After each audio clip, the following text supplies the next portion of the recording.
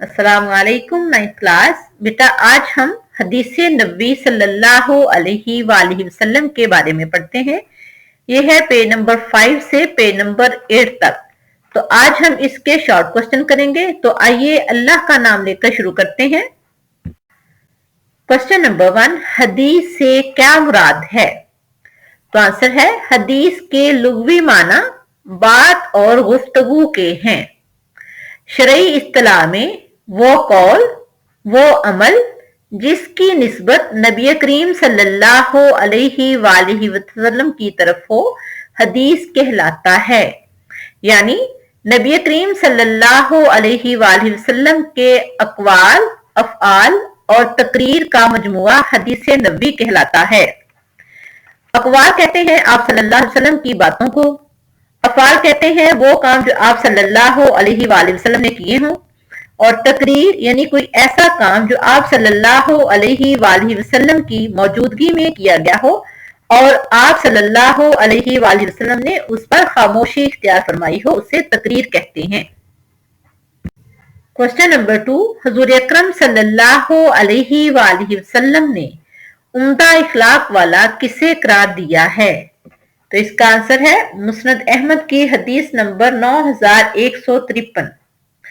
अकमलुल मोमिनीना ईमानन अहसनुहुम खुलुकन।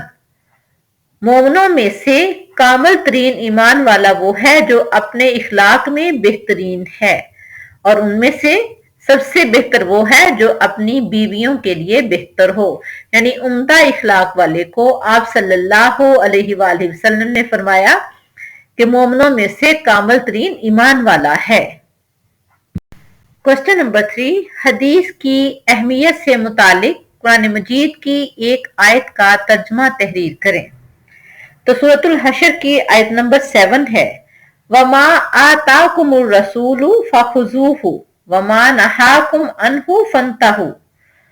और जो कुछ रसूल सल्लल्लाहु अलैहि वसल्लम तुम्हें अता फरमाए तो उसे ले लो, जिससे मना फरमाए तो उससे रुक जाओ, क्योंकि पैगंबर सल्लल्लाहु अलैहि वसल्लम के बारे में अल्लाह ताला ने फरमाया है, वमा यंतिकु अनिल हवा इन हुवा इल्ला वहयु यूहा। पैगंबर सल्लल्लाहु अलैहि वसल्लम अपने पास से कुछ नहीं कहते, वो वही कहते हैं जो उनकी तरफ वही की जाती है। लिहाजा बहसीयत मुस्लिम हम पर लाजिम है कि अपने प्यारे पैगंबर सल्लल्लाहु अलैहि वसल्लम की हर बात को सुने, माने और उस पर अमल करें। क्वेश्चन नंबर 4, नबी करीम सल्लल्लाहु अलैहि वसल्लम ने गलत फतवा देने की किस तरह मजम्मत फरमाई है? तो इसका आंसर है सुनन अबी दाऊद की हदीस नंबर 3657। मन उफ्तिया बिगैर इल्मिन काना इस्मुहु अलामन अफ्ताहु। जिस शख्स को किसी ने इल्म के बगैर फतवा दिया तो अमल करने वाले का गुनाह फतवा देने वाले पर होगा। यानी खुद ही अपने पास से कोई फतवा दे दिया जिसका कुरान और सुन्नत में कोई वजूद भी नहीं है या उससे मुखालिफ है, तो अगर किसी ने उस फतवा देने वाले के कहने पर अमल किया तो गुनाह उसको होगा जिसने फतवा दिया हो। क्वेश्चन नंबर 5, रिज़्क़े हलाल से मुतालिक हुज़ूर अकरम सल्लल्लाहु अलैहि वसल्लम ने क्या इरशाद फरमाया?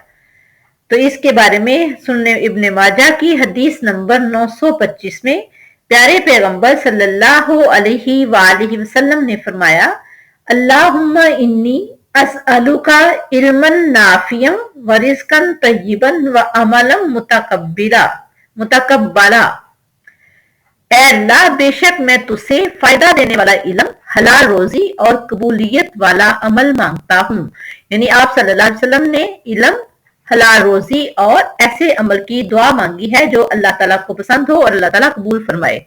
ये थे हमारे शॉर्ट क्वेश्चन। नेक्स्ट लेक्चर में हम इंशाल्लाह इसके लॉन्ग क्वेश्चन करेंगे। इसका एक ही लॉन्ग क्वेश्चन है।